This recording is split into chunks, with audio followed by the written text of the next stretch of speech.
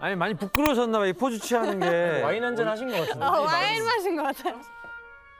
실제로 저렇게 생기셨던 거예요, 그러면? 근데 약간 그 시대에 그림 그리는 스타일 있었잖아요. 예. 아마 그것 때문에 조금 다를 수도 있어요. 근데 마리 앙뚜아네트에 대해서 사실 오늘 KD 씨가 네. 오스트리아 출신이잖아요. 네. 근데 또 마리 앙뚜아네트 하면 하고 싶은 얘기가 좀 있으시겠어요? 네. 마리 안토네트 하면 굉장히 착했고 착했지만 세상 물정 모르던 천진난만한 여왕이었던 것 같아요. 그래서 오스트리아에서는 사실 마리 안토네트보다 마리 안토네트의 엄마인 마리아 테레시아 훨씬 더 유명해요. 지금도 오스트리아의 제일 유명한 역사적 인물 중에 한 명인데 네. 이제 여자의 몸으로 왕의 자리에 올라가서 정치랑 외교 정말 잘했거든요. 어머니께서. 네, 네. 엄마가. 합스부르크 왕가의 유일한 여자 황제였어요. 네, 맞아요. 저는 한국에 와서 좀 놀랐던 게 그 악녀 이미지 때문에 되게 악녀 이미지가 되게 강하더라고요. 사실 프랑스에서도 갑론을박이 있긴 한데 그 중에서가 입증된 거 많이 없고 제가 학교에서 배울 때도 마리 앙뚜아네트는 사치의 아이콘, 명품을 되게 좋아했던 그런 왕비로 배웠거든요. 지금 계속해서 이제 그 마리 앙뚜아네트가 얼마나 사치를 했는가 아닌가 이런 것들에 이제 초점을 맞추시려고 하는데 우리는 그것보다는 이 자리에서는 조금 더 넓은 관점에서 그 뒤에 실제 모습은 어땠을까? 우리는 아마 그거를 찾아가 보려고 할 겁니다.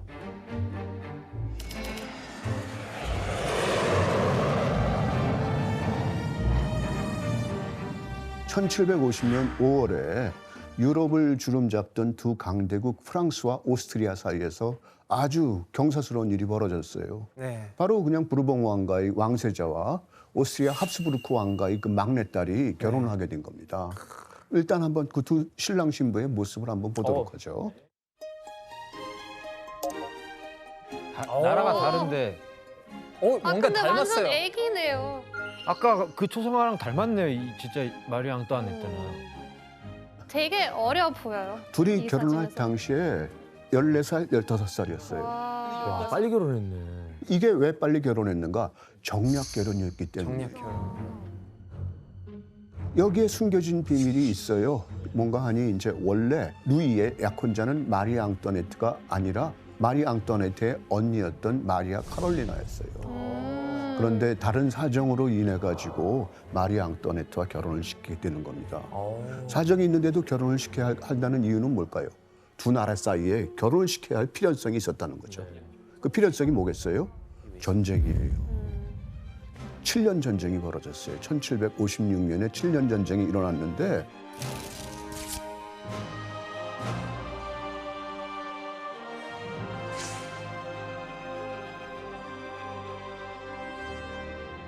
여태까지 프랑스하고 오스트리아는 300년 이상을 완전한 적이었어요. 근데 프로이센이 새로운 강국으로 올라서요. 프로이센이 영국하고 손을 잡고 프랑스를 공격했어요. 그리고 오스트리아도 거기서 위기를 느끼고 프랑스하고 오스트리아가 동맹을 맺게 돼요. 그 다른 큰 적을 대항하기 위해서. 예. 그 당시에 동맹을 맺는 어떤 방법 중에 하나가 결혼을 하는 겁니다. 이제 그러면은 그 두 사람이 결혼식에 이르기까지 어떤 과정이 있었는지 그 얘기를 좀 들려드릴게요. 네. 오스트리아를 출발했어요. 50개가 넘는 마차에 그냥 시종들을 싣고 라인 강가에 있는 스트라스부르라고 하는 도시로 향했어요. 스트라스부르크.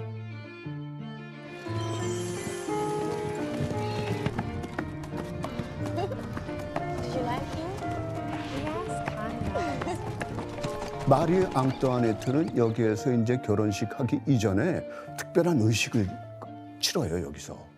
여기서 여러분들에게 제가 먼저 처음 문제를 내겠습니다. 벌써? 마리 앙뚜아네트는 완전한 프랑스인이 되기 위해 국경 지역에서 해야 하는 행동이 있었습니다. 어떤 행동이었을까요?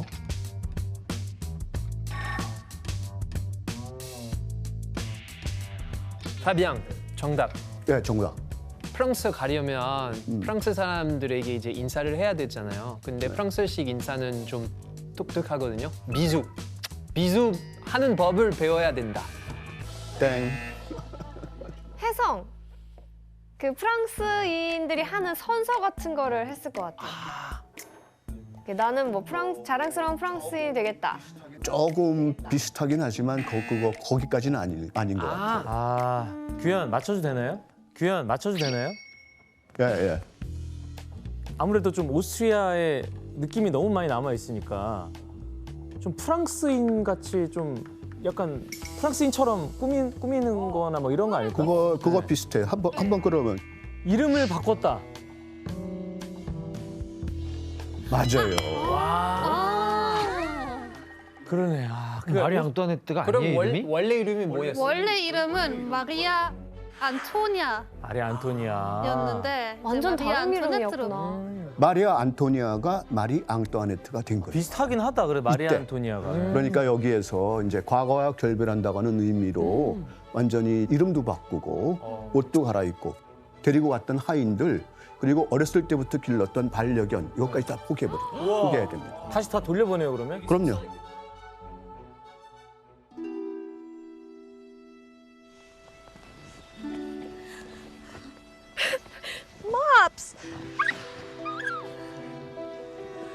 You can have as many French dogs as you like.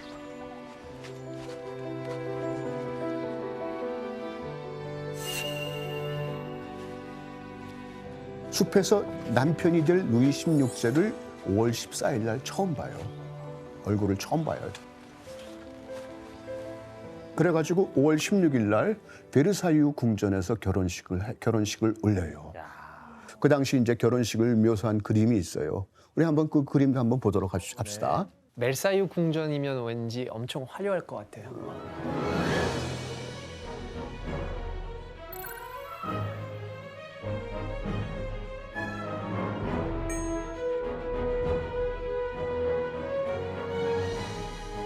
사람이 엄청. 저게 다 사람이에요?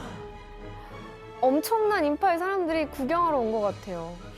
진짜 많은 건 이제 결혼식이 행해지고 거기에 초대된 인물만 5천 명이 된다고 그래요. 5,000명. 여기에서부터 이제 뭔가 말하자면은 이 두 사람의 결혼이 순탄치는 않을 것이다. 라는 것을 보여주는 어떤 조짐 같은 것들이 뭐가 있었죠? 결혼식 날에 엄청나게 큰 천둥, 벼락 이런 게 내려져. 이것이 앞날의 어떤 마리 앙뚜아네트의 운명을 예고하는 것이다. 이렇게 그냥 그렇게 생각하기도 했다고 하는 거예요.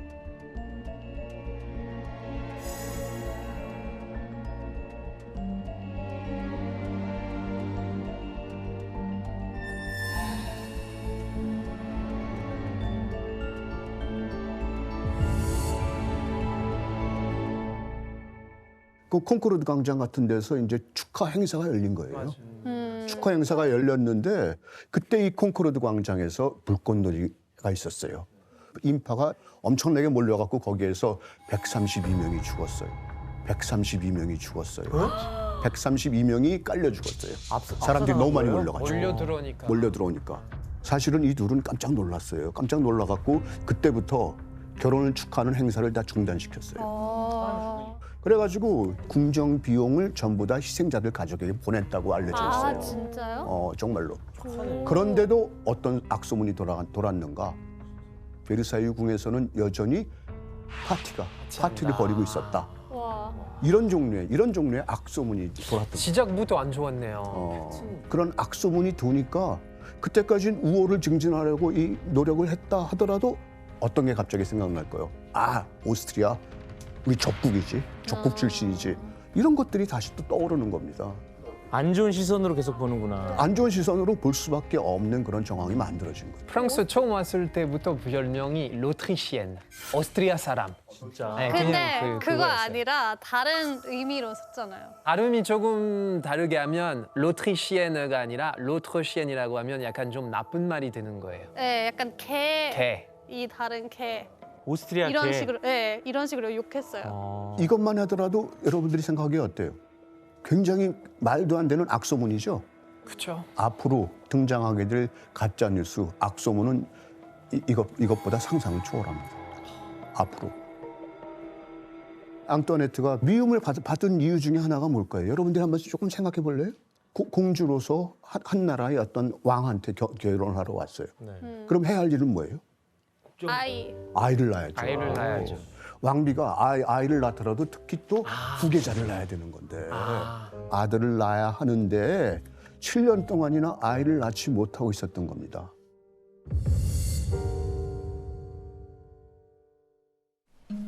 Well,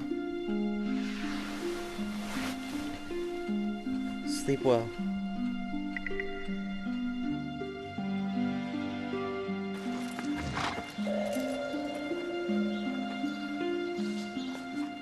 사람들이 뭐라고 했을 것 같아요? 여러분들 생각해 보세요. 여자가 문제다. 여자가 그렇죠. 문제다 뭐 이렇게 생각했겠죠. 당연히 그렇겠죠. 아이를 낳지 못하는 책임을 루이 16세가 아닌 마리 앙투아네트에게만 물었다고 하는 거예요. 이 결혼을 결정한 게 오스트리아 측에서 결정한 사람은 마리아 테레자죠. 어려운 일이 있을 때마다 저 딸에게 편지를 보내서 조언을 해줘요. 혜성 씨가 한번 읽어주실래요? 아, 네. 아. 월경이 돌아왔다는 소식을 들으니 이 어미로서는 기쁘다고 말할 수 없군요. 머지않아 그대에게 사랑하는 아기 엄마라고 부를 날이 오기를 손꼽아 고대합니다.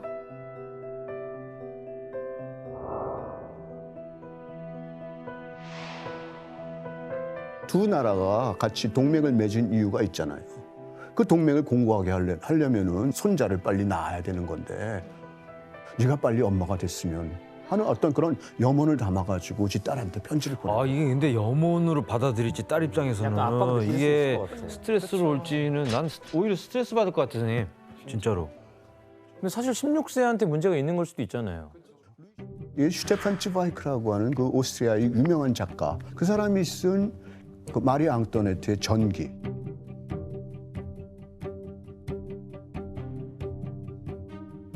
그러니까 건강에 관련된 어떤 그런 거죠.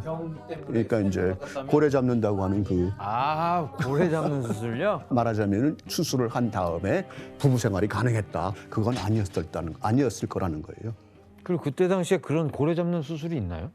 저 당연히 그런 얘기가 있었구나. 그런 어떤 이야기도 그 사람이 원래 권위가 있으니까 이 사람 말을 믿으면서 이것이 다 이건 무조건 사실이라고 믿은 게 많아요. 근데 요즘에는 틀리진 않았다 하더라도 최소한 과장일 것이다.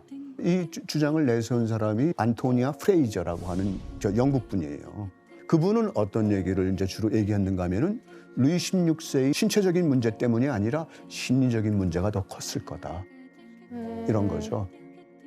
루이 16세는 거의 매일같이 일기를 썼어요. 그 일기를 보면은 루이 16세는 거의 매일 승마를 하거나 운동을 했어요. 수술했으면 그게 불가능하죠. 여러 가지로 또 어떤 또 가능성을 제기하는가 하면은 루이 16세는 마리 앙뚜아네트가 적국으로부터 왔으니까 자신을 정치적으로 이용하려고 하는 게 아닌가 하는 의심을 하고 있었다는 거죠.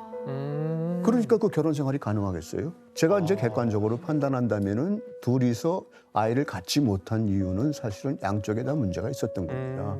14, 15밖에 안 된 애들이 서로 알지도 못하는데 결혼을 했는데 그 사이에서 어떤 관계가 이루어질 수 있겠느냐 하는 거죠. 왕비가 국왕의 남동생 중 하나인 아르뚜아 백작은 물론 페르센 백작 등과 방탕한 향연을 벌였다. 또는 마리 앙뚜아네트가 남편에게 만족하지 못해서 왕실의 여자들과 동성애를 한다. 맞아요. 이런 소문까지 퍼져나갔어요. 그런데 당시 사람들은 사실이든 아니든 말도 안 되는 가짜 뉴스를 그렇게 퍼뜨렸고 그렇게 마리 앙뚜아네트의 평판은 나락으로 떨어지게 된 겁니다.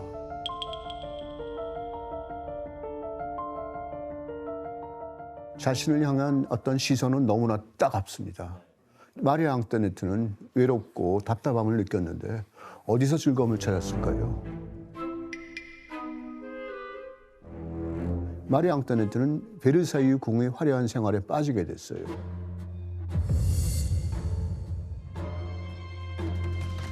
도박을 많이 해가지고 도박빚을 지게 될 정도였다고 합니다.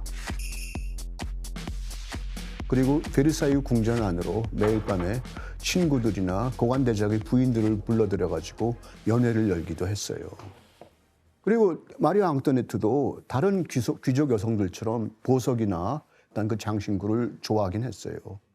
호화로운 드레스로 한껏 꾸민 어떤 그 마리아 앙토네트를 보고 그 당시에 귀부인들이나 파리의 젊은 여성들이 왕비를 따라하곤 했어요.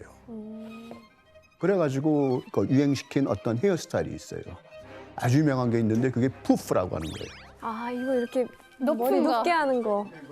풍선같이 부풀려가지고 거기다가 리본이라든가 때로는 과일, 채소, 액세서리 이런 다양한 소품으로 이 머리 위를 장식한 거예요.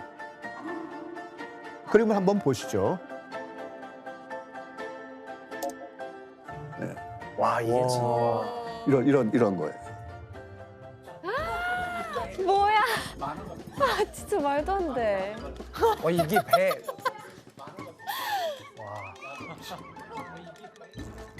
실제로 있었으니까 풍성한 만화였겠죠. 그렇죠? 아니 무게감이 있어서 약간 디스크가 있을 것 같아요. 진짜 무거울 것 같아요. 머리 위로 한 적게는 30cm, 어떨 때는 1m가 넘는 것도 있어요. 아니, 어떻게 저렇게 높고 화려하게 머리를 꾸밀 수 있을까? 그 머리를 하기 위해서는 머리에다가 철사 프레임을 넣어야 되는 거예요.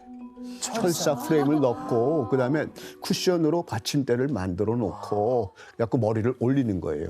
머리를 올려도 근데 올린 머리가 붙어 있어야 되잖아. 붙어 있도록 하기 위해서 필요한 게 있었어요. 아 밀가루.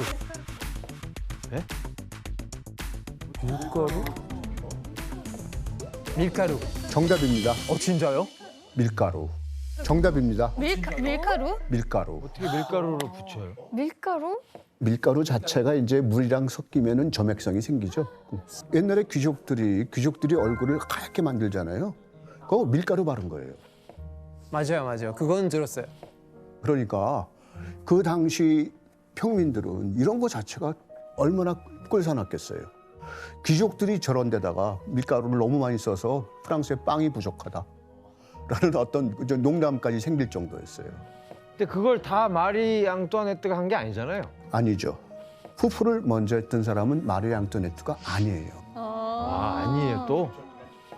그러니까 다른 사람들이 먼저 했는데도 그거에서는 비난이 안 따르지만 마리 앙토네트가 했을 때는 이제 그냥 비난을 한 거예요.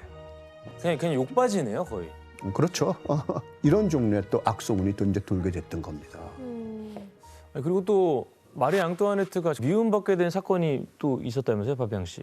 그 마리 앙투아네트가 사실 그 수많은 유언비어 주인공이 됐잖아요. 뭐 아까 언급하셨다시피 그 나중에 이제 그 다이아몬드 그 목걸이 사건이 있어요. 그 당시에 유럽에 있는 가장 화려하고 가장 훌륭한 다이아몬드를 이제 몇백 개를 이제 모아서 목걸이를 만들어요. 가격이 어마어마했겠죠.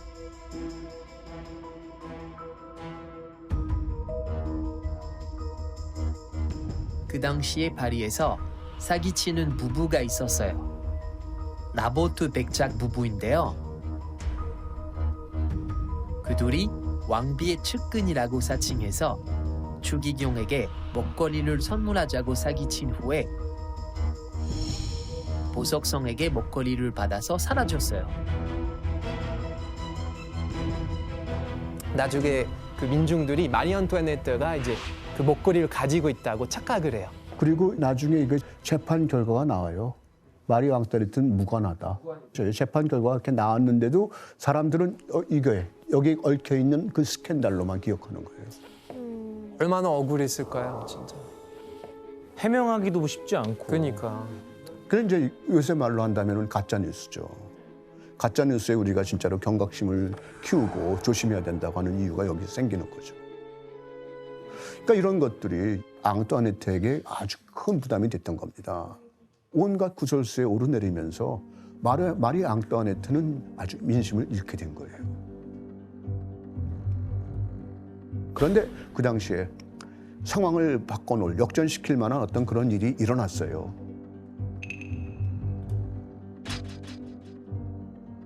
뭔가니 마리 앙뚜아네트가 임신을 했던 겁니다. 임신을 했던 겁니다. 드디어. 와. 동생이 처한 공경을 보고 요세프 2세가 베르사유에 찾아와요. 그리고 좀 더 가정생활에 신경 쓰라라고 하는 그런 방식의 충고를 해요. 그 충고를 받아들였기 때문인지 이 둘 사이에서 아이가 생겨나는 겁니다.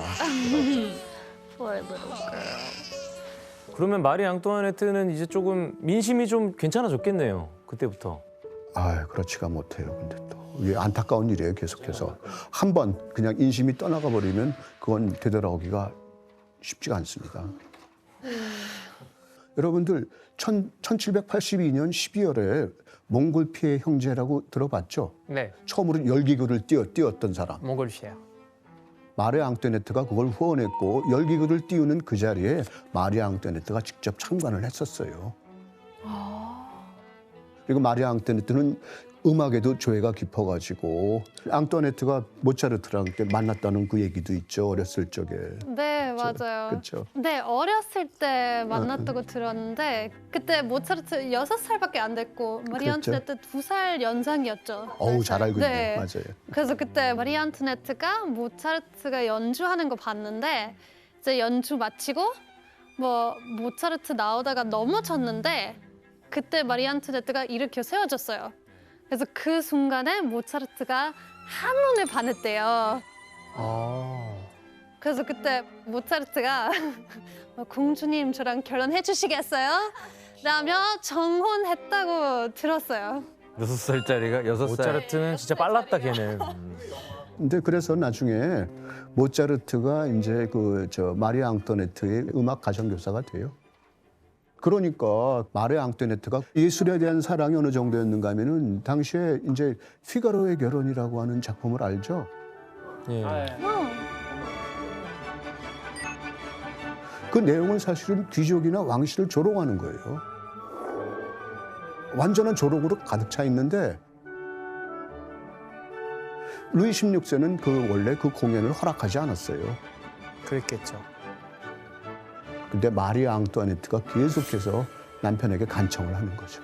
그래서 그게 공연하게 되는 거예요.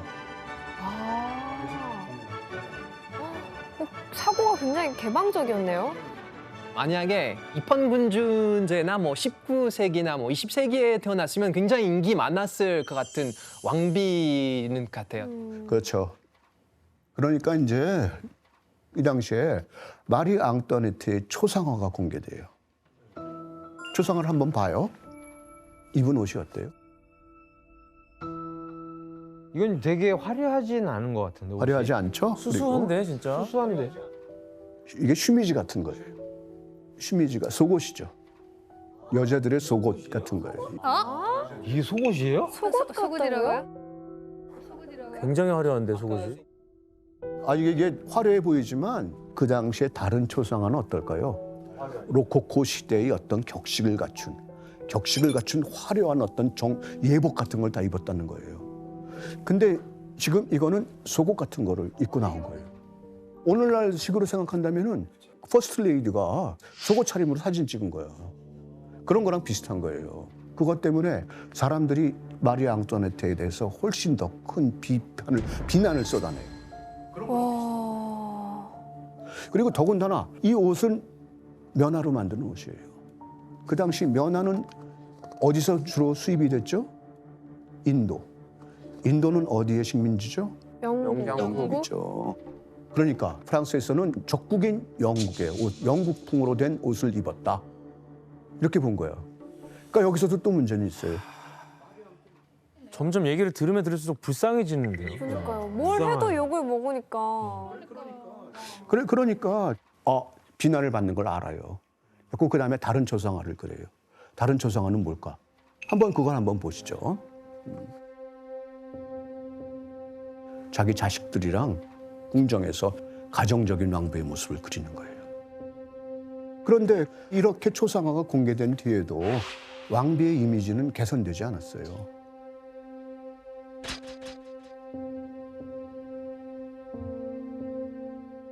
그러니까 이제 마리아 앙토네트가 이런 노력을 했지만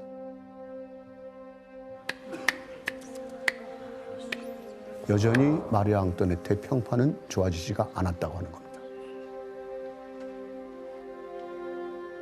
그 당시 백성들의 삶이 어땠는지 우리가 그거를 한번 살펴봐야 한다고 하는 겁니다.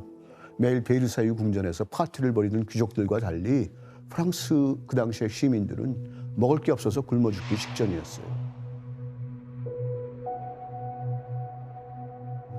바로 이때 최악의 자연재해가 발생했어요. 그러니까 농사가 제대로 될 리가 없었어요. 엄청난 흉년이 들었어요. 추위와 굶주림에 시달리는 사람들이 늘어나기만 시작했어요. 그런데 국가 자체도 재정이 힘드니까 세금만 더 뜯어가게 되는 겁니다. 온갖 종류의 세금이 징수됐어요. 왕이나 영주의 지배 아래 있는 토지의 따이유라고 하는 것을 부과했죠. 그다음에 교회에는 11조를 냅니다. 그다음에 사람이 머릿수에 맞춰서 내는 인두세도 있고, 그 영주가 독점하고 있는 물방앗간에 있는 제빵기라든가 포도 압착기 이런 시설을 사용할 때마다 사용료를 또 내야 했어요. 와, 진짜 대박이다.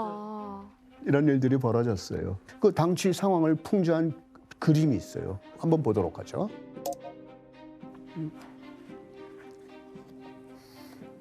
자, 이거 잘 알려져 있는 그림이죠. 엄청 유명해요. 파비앙은 잘 알고 있을 것 같아요. 엄청 자주 봤어요. 교과서에도 실려 있었어요. 교과서, 사회 교과서.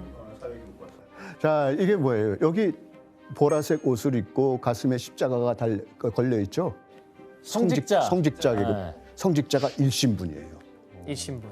이신분 귀족이에요. 귀족. 귀족 머리에 꽂혀 있는 게 저 타조 귀족옷. 깃털이에요. 칼을 차고 있다는 것, 무기를 다룰 수 있는 게 귀족입니다. 그런데 누구의 등에 올라타 있어요? 평민.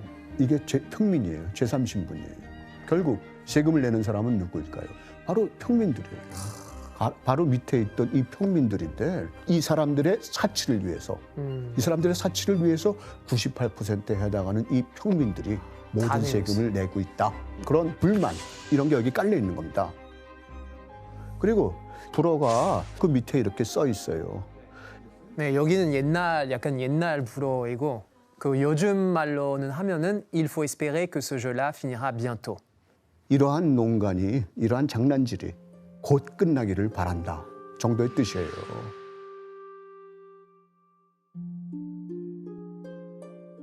그러니까 시민들의 어떤 그 간절한 어떤 바람, 이런 상황이 개선돼야 한다, 극복돼야 한다. 이런 바람이 여기 그 그림에 들어있는 거겠죠. 시민들은 그렇게 간절하게 바라고 있는데 거기에도 불구하고 이제 또 다른 어떤 상황을 악화시키는 일이 생겨납니다. 국고를 탕진하고 프랑스 국민들의 마음의 문을 닫게 하는 최악의 결정을 하게 됩니다.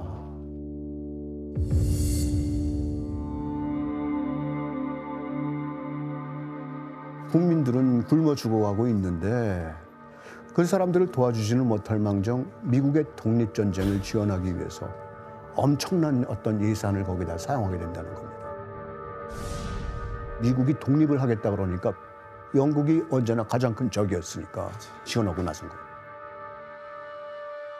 1789년에 프랑스 왕국의 총 수입이 4억 7,500만 리브르였다고 해요. 그런데 루이 16세가 미국 독립전쟁에 참전하는 동안 거의 한 3, 4년 정도 참전했는데 그 사이에 한 20억 리브르를 썼어요. 그러니까 1년 예산 전액을 거기다가 독립전쟁을 지원하는 데 쏟아부었다라고 해도 과언이 아닙니다. 그리고 이제 미국은 독립에 성공했어요, 결국. 영국부터 독립했는데 미국이 독립한 뒤에도 교역을 했던 나라는 영국이었어요. 뭐야? 황당해.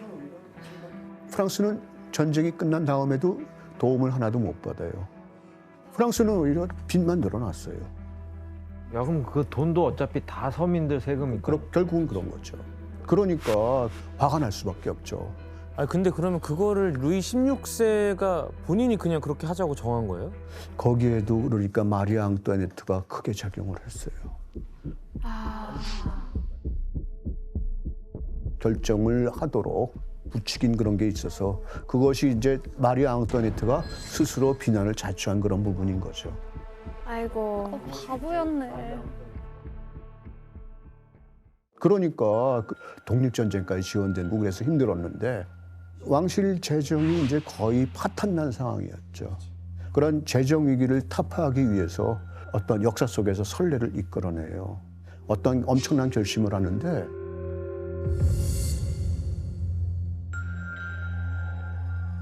세계사 교과서에는 삼부회라고 하는 이름으로 많이 나와 있는데 삼부회가 사실은 전국 신분회의입니다. 제1신분 성직자, 제2신분 귀족, 제3신분 평민, 왕이 세금을 걷어도 좋다고 동의해주는 기관이에요. 신분들이 한자리에 모이게 해가지고 세금을 그 사람들도 내게 하라고 그러면은 성직자나 귀족이 내겠어요? 거기 찬성하겠어요? 찬성 안 해. 당연히 반대하죠. 그리고 신분마다 한 표야. 인구가 그렇게 많다 하더라도. 머릿수가 아니고 항상 2대1이네요. 2대1로 언제나 질 수밖에 없는 거야.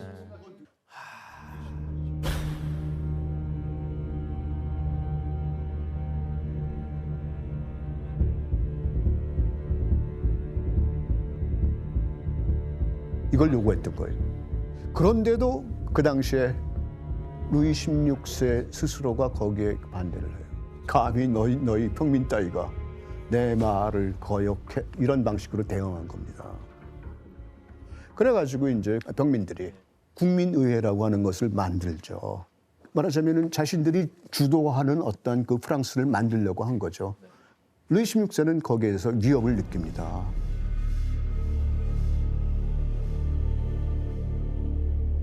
그래가지고 평민들이 모일 수 있는 그 회의실의 문을 닫아버려요.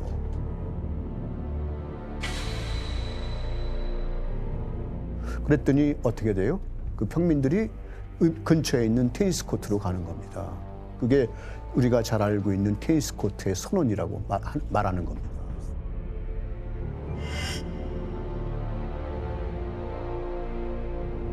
아무리 우리를 방해하지 못한다. 설사 강제로 대표들을 쫓아낸다 하더라도 그들이 모이면 그곳이 어디건 국회임을 밝힌다. 필요하다면 어디서라도 모일 것이다. 이것이 그 유명한 테니스 코트의 선언입니다. 그래가지고 이제 루이 16세의 관점으로 이것이 왕의 권위에 대한 도전이라고 생각했던 거예요. 군대를 불러들였어요. 루이 16세는. 그래가지고 국민들이 모여가지고 만든 의회를 인정하지 않겠다 이런 거였죠. 그런데 이 루이 16세의 의도와는 다르게 상황이 흘러가기 시작합니다.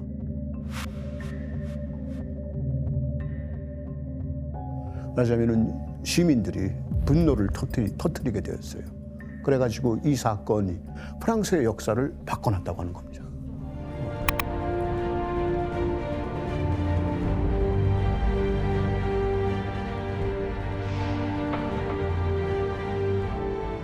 파리 중심지에 우뚝 서 있는 바스티유 감옥의 성탑.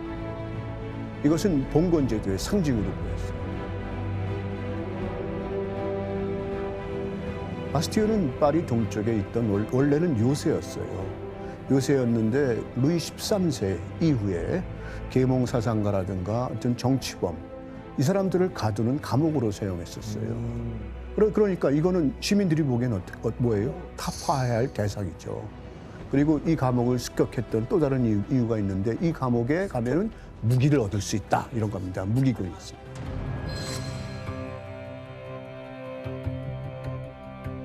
그 시민들은 여기를 습격했는데 여기에 또 갇혀있던 죄수들을 만나요. 가서 봤더니 죄수가 딱 7명뿐이었어요.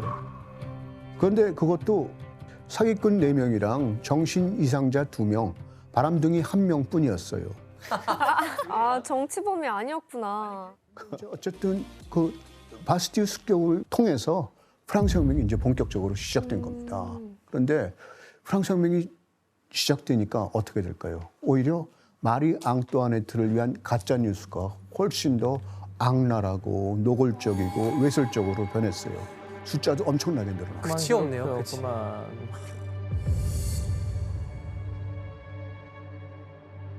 18세기 내내 많은 귀족 여인들이 팸플렛 그 대상이 됐는데 그 숫자가 엄청나게 늘어났습니다. 1787년에 한 200건 정도였어요. 보고된 게.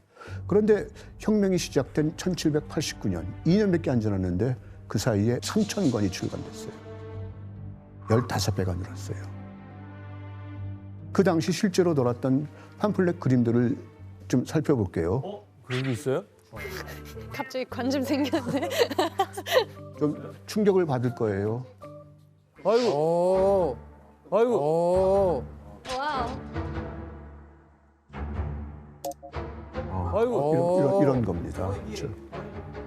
이게 정말로 적나라하죠. 밑에 쓰여 있는 글들도 아주 노골적이에요. 신이시여 이 황홀경이라니 내 영혼은 날아가고 나는 표현할 말이 없네요. 이런 글들이 여기 쓰여 있어요. 마리아 앙뚜아네트와 이제 공작 부인이 홀딱 벗고 있는 모습 밑에 그런 표현이 쓰여 있던 겁니다. 이게 좀 세다. 충격적이죠. 네. 충격적이죠. 미쳤었죠, 진짜.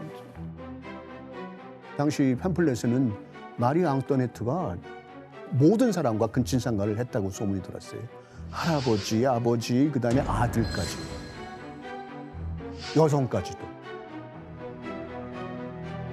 말도 안 돼. 그 다양한 팜플렛에서 마리아 앙뚜아네트는 나쁜 딸, 나쁜 아내, 나쁜 어머니, 나쁜 왕비, 그냥 모든 곳에 있어서 괴물이었다. 이런 방식으로 표현됐던 겁니다.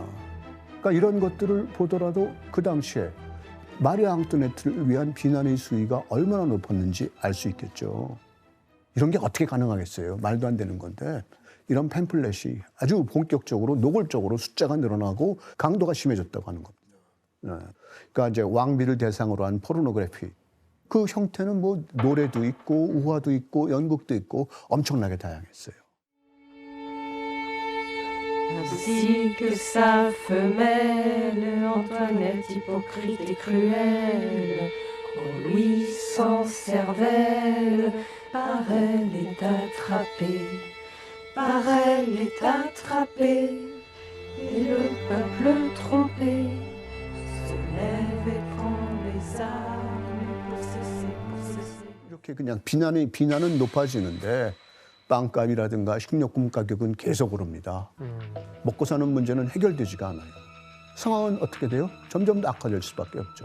어느 정도인가 하면은 당시 빵 한 개의 가격이 하루 일당 정도였어요. 하루 일을 해야 빵 한 조각 먹는 거였어요. 특히 이제 가정의 주부 여성들은 그냥 빵값, 반찬값 이런 데 민감할 수밖에 없잖아요. 배고파서 못 살겠다. 이제 시위에 나선 거예요. 빵이 아니면 죽음을 달라. 이런 식의 외치면서. 그 아낙네들이 막대기라든가 돌멩이라든가 도끼를 들고 파리시 시청으로 몰려갔던 겁니다. 시청 광장까지 모였다가 결국은 이 여성들이 베르사유 궁까지 쳐들어가요.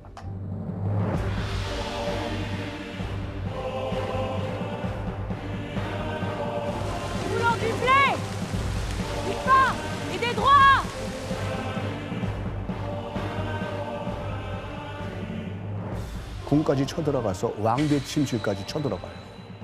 내부로요? 그럼요. 그래가지고 루이 16세와 마리아 앙뚜아네트 그리고 왕세자를 붙잡아요. 붙잡아가지고 그다음에 이제 파리로 데려가는 겁니다.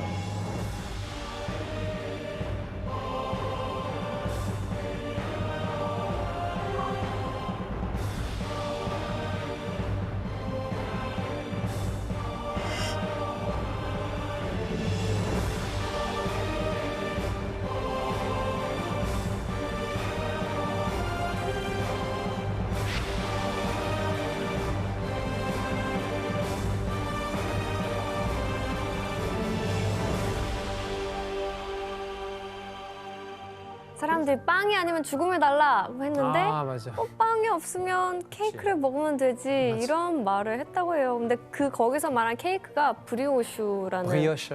그 말도 마리아 앙뚜아네트가 했다라고 사람들은 그런 소문이 딱 돌았어요. 안 했을 거야. 안 했지. 할 수가 없지. 누구한테 그 말을 해, 심지어. 그 말은 이미 돌아다니던 말이에요. 장자크 루소의 고백록 제6권에 그 말이 나와요. 장자크 루소가 그 말을 하는데 어떤 얘기를 하는가 하면은 와인을 마실 때 그 사람들은 보통 바게트랑 같이 먹죠. 근데 바게트가 없었던 거야. 그러니까 루소가 뭐라고 얘기했는가 하면은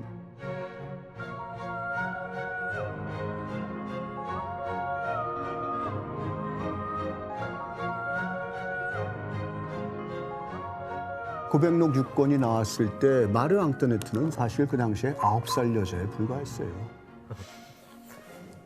그러니까 이게 그냥 그런 얘기를 말하자면 할 방도가 없었다고 하는 거죠. 마르 앙토네트는 같은 해 1793년 10월 16일 단두대 앞으로 끌려 나오게 된 거예요. 그 마리 앙투아네트의 프랑스에서 그런 말이 있는데 그 전날에 머리가 갑자기 하얗게 져서 그런 말이 있어서 공포에 질려서 그랬다는 말이 있죠. 너 마리 앙투아네트 머리네? 그러면 머리가 좀 새치가 많이 생겼다. 내일 나는 중요한 시험이다. 그러면 너는 마리 앙투아네트처럼 머리가 하얘지겠다. 아, 그런 표현이 있어요? 그러니까 이제 그 마리 앙토네트는 한 감옥에 수감되어 있었어요. 감옥에 수감되어 있다가 이제 형장으로 끌려오는데 그때의 그림을 한번 우리가 보도록 하죠. 이게 바로 말하자면 자크 루이드 다비드라고 하는 유명한 화가가 있죠. 다비드는 너무 유명하죠. 자크 루이드 다비드. 그 다비드상의 그 다비드가 아니라 다른 다비드? 그 화가가 이런 스케치를 그린 거예요. 그러니까 이게 언제의 스케치인가 하면은 형장에 끌려갈 때 마차를 타고 거기 들어가죠. 창 속에서 보이는 그 모습을 스케치한 거예요. 되게 살 많이 빠진 모습이.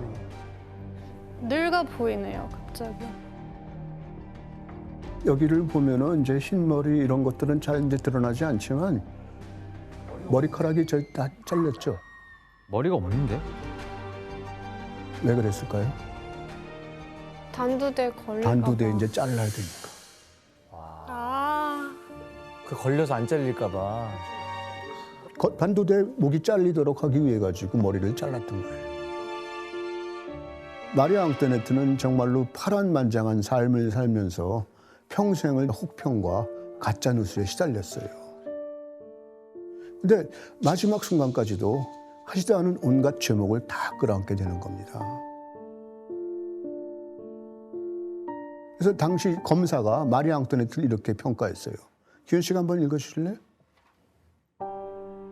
영원히 가증스러울 이름이 역사책에서 지워지지 않을 이들과 똑같이 루이 카페의 미망인인 마리 앙뚜아네트는 프랑스에 있던 기간에 프랑스 국민들의 천벌이자 흡혈귀였다. 적관을 통해서 프랑스를 전복하려 했던 반역행위, 재정 낭비, 정부의 부패를 물은 죄, 백성에 대한 기만, 그리고 왕을 타락하게 한 죄, 그리고 아들과의 근친상간. 말도 안 되는 얘기인데 이 근친상간 혐의의 고발자가 이 혐의에 대해서 묻자 앙뚜아네트가 이렇게 대답했다고 해요. 어머니에게 기소된 이 혐의에 관해서 답하지 않는 것은 당연한 일입니다. 나의 진심을 알아주기를 여기 있는 모든 어머니에게 호소합니다.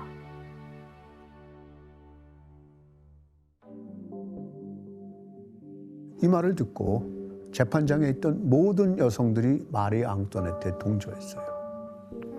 그런데 아이러니하게도 이 기소에 대한 증언을 했던 사람이 바로 마리 앙뚜아네트의 아들이었어요.